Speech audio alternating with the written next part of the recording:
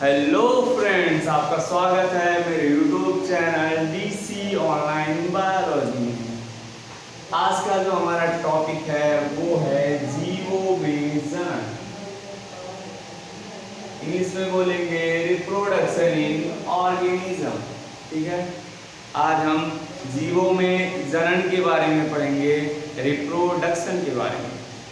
ठीक है, ये समझाने से पहले कि रिप्रोडक्शन होता क्या है, पहले हम ये जानना चाहेंगे कि रिप्रोडक्शन की आखिर जीवों को ज़रूरत क्या है।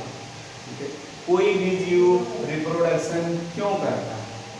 अब देखें, क्योंकि ये सारे क्रिएचर जो हैं, ये सारे प्रकृति ने बनाया है। ये सारा जो जीव का बनना हुआ, यहाँ पर जीवन का स्टार्टिंग जो हुआ, ये सारे प्रकृति द्वारा बनाए गए हैं, नेचर के द्वारा बनाए गए।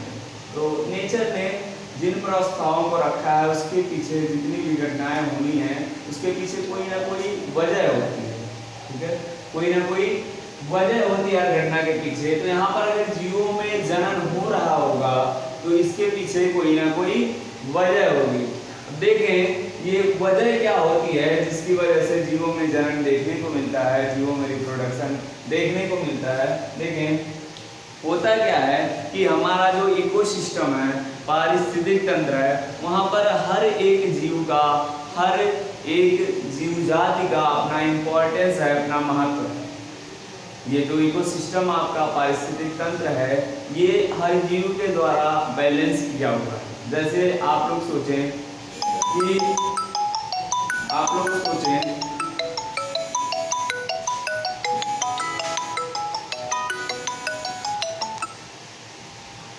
आप लोग देखें कि जैसे यहाँ पर कुछ हरे पेड़ पौधे हैं, यहाँ पर हरे पेड़ पौधे हैं। ठीक है, इनके ऊपर निर्भर करने वाले कुछ कीड़े मकोड़े हैं। ठीक है, और इन कीड़ों मकोड़ों से अपना भोजन, अपना जीवन चलाने वाले, हो सकता है मेंढक जैसे जंतु।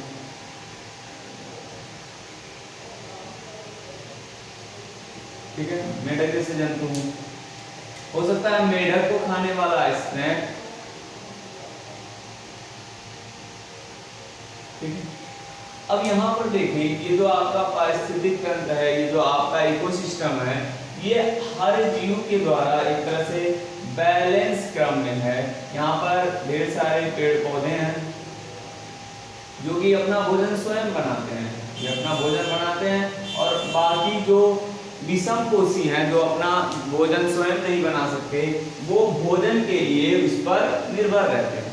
जैसे ये कीट पतंगे हैं, ये अपना भोजन स्वयं नहीं बना पाते, तो क्योंकि ये हर्बीवोरस होते हैं, साग को खाते हैं, पत्तों को खाते हैं। ठीक है, तो ये इनके ऊपर, प्लांट्स के ऊपर, हरे पेड़ पौधों के ऊपर निर्भर रहते हैं अपने भोजन के लिए। और ये मेढक जो है, जो आपका कार्निवोरस है, मांसाहारी है, ये अपने भोजन के लिए इन्हीं कीड़ों के ऊपर डिपेंडेंट रहता है। ठीक है, इन्हीं के ऊपर निर्भर रहता है। और देखें, ये मेढक जो है, ये स्नेक का आहार है। ठीक है, स्नेक इसको फीड करता है, खाता है। तो ये फूड का, पोषण का एक क्रम चल रहा है, सीक्वेंस चल रहा है ना, एक चेन चल रही है जिसको कहते हैं फूड चेन। ठीक है, ये फूड चेन चल रहा है। अब अगर इसी में से हम किसी एक जीव को, एक जीवजाति को हम यहाँ से पृथक कर दें, अलग कर दें। ठीक है, जैसे हम इस कीट पतंगे को यहाँ से अलग कर दें। ठीक है, इस कीड़े को यहाँ से गायब कर दिया हमने, तो क्या अब ये मेढक सीधे पेड़ पौधों को फीड कर पाएगा, पेड़ पौधों को खाएगा? नहीं, क्योंकि वो कार्निवोरस है, वो मांसाहारी है ना। तो इसके गायब होने से आपका पारिस्थितिक तंत्र, आपका इकोसिस्टम डिस्टर्ब हुआ कि नहीं हुआ? बिल्कुल हुआ, जाहिर सी बात है। अरे अब यहाँ पे कीट पतंगा होता तो ये आराम से मेढक उसको फीड कर लेता, खा लेता ना। अब यहाँ पर ये कीट पतंगा नहीं है, तो इसका भी जीवन जो है वो दिक्कत में आ गया। इसकी भी लाइफ साइकिल जो है, जीवन चक्र जो है, वो चलना असंभव सा प्रतीत हो रहा है, असंभव सा दिखाई दे रहा है। तो इसीलिए पारिस्थितिक तंत्र में हर एक जीव का अपना महत्व है। मान लो हम क्या करें, यहाँ पर कीट पतंगे को रहने दें, कीट पतंगे को यहाँ पर रहने दें, तब देखें जो चेन है वो आराम से चल पा रहा है। ठीक है, तो हर एक जीव का अपना इंपॉर्टेंस है। अब यहाँ पर ये हट जाएगा तो इसके फूड चेन में, उसके खाद्य श्रृंखला में डिस्टरबेंस आ जाएगा।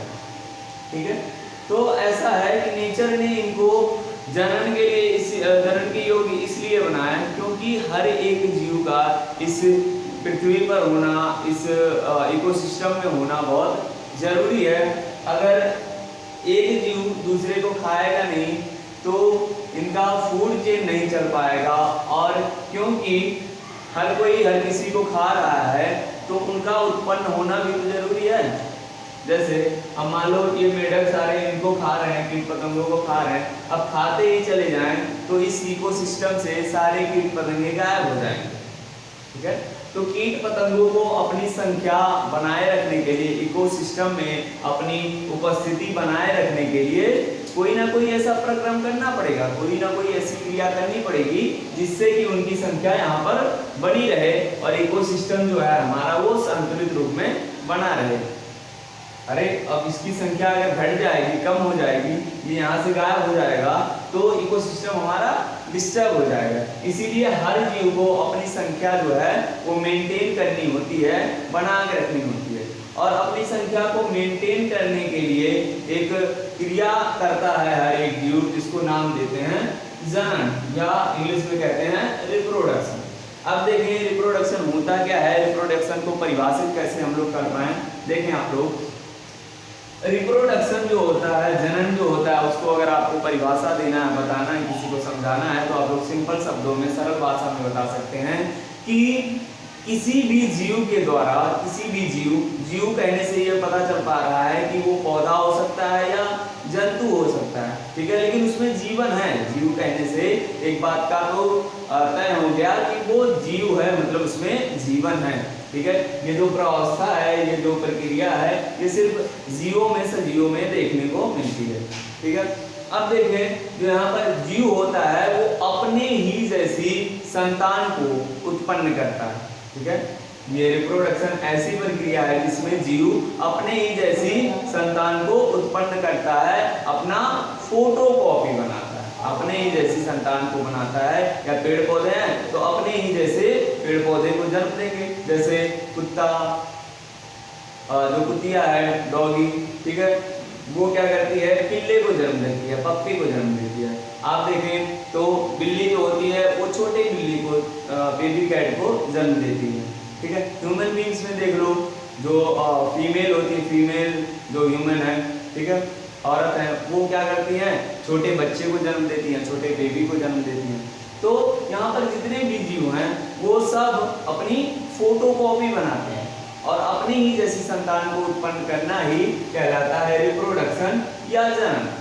ठीक है, अब आपको एक बात समझ में आ गई होगी कि आखिर रिप्रोडक्शन की हमारे जीवन में जरूरत क्या है। जरूरत थी क्योंकि इकोसिस्टम को बैलेंस करना है, और कोई भी जीव नहीं चाहता कि उसके इस दुनिया से जाने के बाद में उसका कोई अस्तित्व ना रहे। वो चाहता है कि कोई ना कोई हो जो मेरे जैसे कैरेक्टर को बियर करता हो, मेरे जैसे लक्षणों को धारण करता हो, ताकि मेरे लक्षणों का विकास हो सके। ठीक है, विकास हो सके, वो अपना कोई ना कोई अमिट छाप छोड़ के जाना चाहता है। तो रिप्रोडक्शन ही एक ऐसी प्रक्रिया है जिसके द्वारा वो अपने लक्षणों को यहाँ पर इस दुनिया में छोड़ के जा सकता है। क्योंकि सारे जीव जो होते हैं वो नश्वर होते हैं, मतलब मॉर्टल होते हैं। सारे के सारे जीव, उनका एक लाइफ स्पॉन होता है, उनका एक जीवन चक्र होता है जो चलता है, और बाद में वो जीव इस दुनिया को छोड़ के जाता है। इसी को कहते हैं नश्वर होना या मॉर्टल होना। ठीक है, तो हर किसी को दुनिया छोड़ के जानी है, लेकिन वो जीव क्या चाहता है कि अपने ही जैसे लक्षणों वाले एक संतान को हम छोड़ करके जाएं, ताकि फ्यूचर में उसके लक्षणों का विकास हो सके, लोग उसको याद कर सकें। ठीक है, अब देखें ये जो रिप्रोडक्शन है, जनन की जो प्रक्रिया है, वो 3 तरीकों से हो सकती है। एक आपका हो सकता है एसेक्सुअल रिप्रोडक्शन, जिसको हिंदी में कहते हैं अलिंगी जनन। ठीक है, दूसरा तरीका हो सकता है कायिक जनन, जिसको बोलते हैं वेजिटेटिव रिप्रोडक्शन, या तीसरा आपका है लिंगी जनन, जिसको कहते हैं सेक्सुअल रिप्रोडक्शन। ठीक है, ये बात हो गई। तो आपके रिप्रोडक्शन के 3 टाइप हो गए, सेक्सुअल रिप्रोडक्शन, वेजिटेटिव रिप्रोडक्शन और एसेक्सुअल रिप्रोडक्शन। ठीक है, 3 टाइप हो गए इसमें। तो देखें आप लोग एक एक करके। जो आपका अलिंगी जनन है, ठीक है, ए सेक्सुअल रिप्रोडक्शन, इसमें हम आपको बता दें कि कैसे ये तीनों अलग हैं, ठीक है। काम तीनों का एक ही है, काम तीनों का एक ही है, रिप्रोडक्शन ही करना है, जनन ही करना है, लेकिन इनके नाम में थोड़ा सा डिफरेंस है और इनके काम में भी डिफरेंस है। कैसे, वही हम लोग देखेंगे।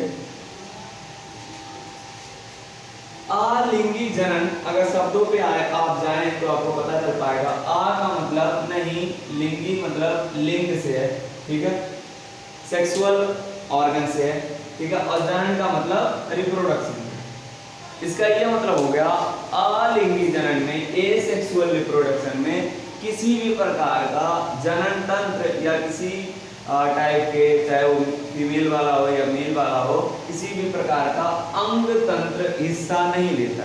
मतलब इसमें कोई भी जनन तंत्र या जनन अंग पार्टिसिपेट नहीं करता है, भाग नहीं लेता। इसमें क्या होता है कि मेल या फीमेल का होना जरूरी नहीं है, ये यूनिपेरेंटल है, किसी एक मात्र पादप द्वारा या मात्र जीव द्वारा नए संतान को उत्पन्न किया जा सकता है। मतलब किसी एक पेरेंटल बॉडी से दूसरे जीव का निर्माण किया जा सकता है, मात्र कोशिका से नए जीव का निर्माण किया जा सकता है, ठीक है। इसके नाम से पता चल रहा है कि अलिंगी जनन मतलब इसमें लिंग का कोई इस्तेमाल नहीं है, और किसी भी एक, चाहे वो फीमेल वाला हो या मेल वाला हो, मात्र जीव से नए जीव का निर्माण किया जा सकता है, ठीक है। तो इस वाले प्रक्रिया को नाम देते हैं एसेक्सुअल रिप्रोडक्शन या अलिंगी जनन। अब दूसरे वाले पे आ जाते हैं, वेजिटेटिव रिप्रोडक्शन में, ठीक है। ये जो होता है, ये जो आपका वेजिटेटिव है या कायिक जनन है, ये एसेक्सुअल रिप्रोडक्शन का ही मॉडिफाइड रूप है, मतलब इसी का रूपांतरण है। इसमें भी दोनों मेल और फीमेल का होना जरूरी नहीं होता है, ना ही किसी प्रकार का इसमें भी लिंग का इस्तेमाल होता है, जनन अंग का कोई इस्तेमाल इसमें भी नहीं होता है। इस कायिक जनन में क्या होता है कि कायिक जनन में जैसे बॉडी की किसी कोशिका को ले लेते हैं, शरीर की किसी कोशिका को ले लेते हैं और उससे जाकर के नए बॉडी का, नए ऑर्गेनिज्म का, नए जीव का निर्माण करते हैं, ठीक है। तो इसका कहने की यह मतलब है कि शरीर की किसी कोशिका से नए जीव का निर्माण करना, नए जीव को बनाना, नए जीव को रिप्रोड्यूस करना ही वेजिटेटिव रिप्रोडक्शन कहलाता है। पादपों में हम लोग देखते हैं कि ढेर सारे पादप जो हैं वो अपने वेजिटेटिव वाले स्ट्रक्चर से नए प्लांट बॉडी का फॉर्मेशन करते हैं, नए जीव का निर्माण करते हैं। जैसे देखना है आप लोग, आलू जो होता है उसकी, आलू में एक संरचना देखने को मिलता है, ठीक है। अगर आलू में देखें, पोटैटो में देखें, तो यहाँ पर ढेर सारे आँख, एक्सिलरी बर्ड दिखाई देते हैं, ठीक है। हमको जब आलू को खेती करनी होती है तो इसी आँख को अलग अलग करके, सेपरेट करके, काट के इसको जमीन के अंदर 4-5 सेंटीमीटर में दबा देते हैं, फिर उसको ढक देते हैं, ठीक है। उसको जो इन्वायरमेंट चाहिए, जो वातावरण चाहिए, जो उसके लिए अनुकूलित वातावरण है, वो वातावरण हम देते हैं और देखते हैं कुछ समय उपरांत, कुछ समय बाद यहाँ पर नए आलू के पेड़, पादप यहाँ पर तैयार हो जाते हैं। तो हमने क्या किया, शरीर की कोशिका से, इसकी बॉडी से ही नए शरीर का, नए प्लांट बॉडी का फॉर्मेशन कर दिया, नए पादप का निर्माण कर दिया। तो ये वेजिटेटिव रिप्रोडक्शन के अंतर्गत आएगा, ठीक है। वेजिटेटिव वाले में आपने देखा, इसमें भी किसी प्रकार के सेक्स ऑर्गन का इस्तेमाल नहीं होना है, रिप्रोडक्टिव ऑर्गन का इस्तेमाल नहीं होना है, लिंग का इस्तेमाल नहीं होना है।